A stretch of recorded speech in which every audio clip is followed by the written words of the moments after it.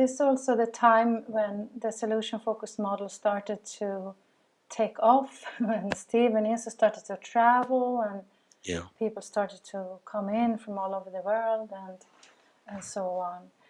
How did that change the workings of BFTC and the roles you all had and so on?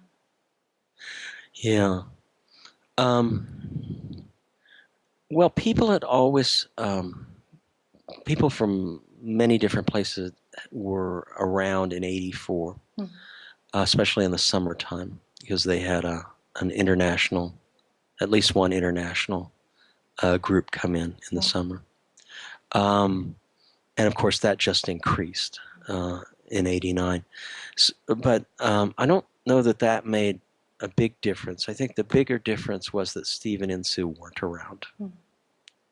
I think that they were busy traveling, and their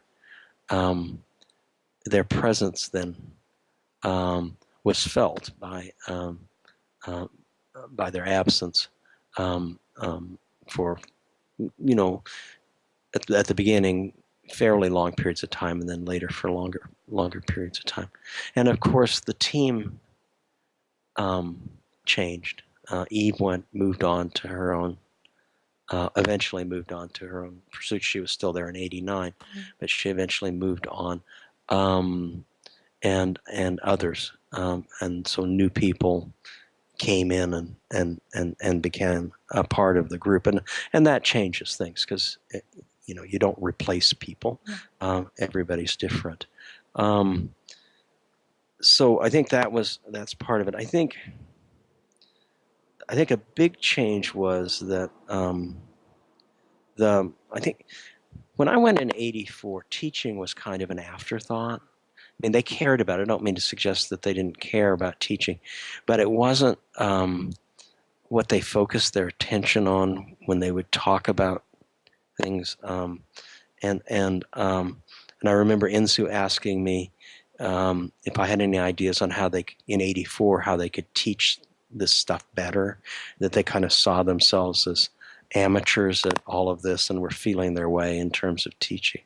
And '89 and into the '90s and so on, I think teaching became much more of a focus, and that changes things. I mean, having spent 37 years as a university professor, I can say that teaching, in order to teach a class, you have to change what it is you're talking about so that it fits with teaching. And I think that's part of the change that happened, is that it became a little more routine, technique and somewhat standardized questions came more to the fore. They began to think more of it as an approach, as opposed to, well, this is what we do. Or at least this is what we do today. But tomorrow we might not do it that way, sort of thing, which was much more like what '84 was like. Now it was an approach that needs to be taught, that needs to be explained, justified, and that sort of thing. And I think that's something that later generations of solution-focused trainers kind of need to think about. And it's easy to say, well, that's a problem with lectures, but we don't we don't lecture. But that's not quite true. Role plays can be done in very standardized ways in which, the openness of them is limited to the way that the role play is allowed to happen, or the way that it's allowed to be interpreted. And reviewing cases can be a real eye-opening thing, but only if you're open to a wide range of questions about those cases. But if you narrow those questions, you say, well, there are solution-focused questions that we should ask about our cases, and not other kinds of questions. Then it becomes the imagination gets boxed in, and so on. So I think that that was a real concern of mine about what happened later on. Having that concern, I should also say that I was stunned and still am at how many creative ways that this stuff has been used, and a lot of that is in non-therapy. Mm-hmm.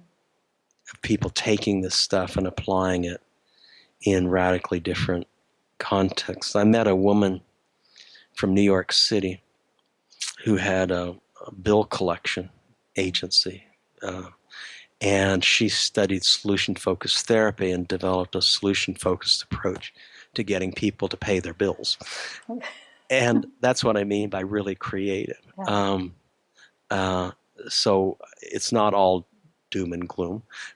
There are still a lot of people out there who are very creative with it.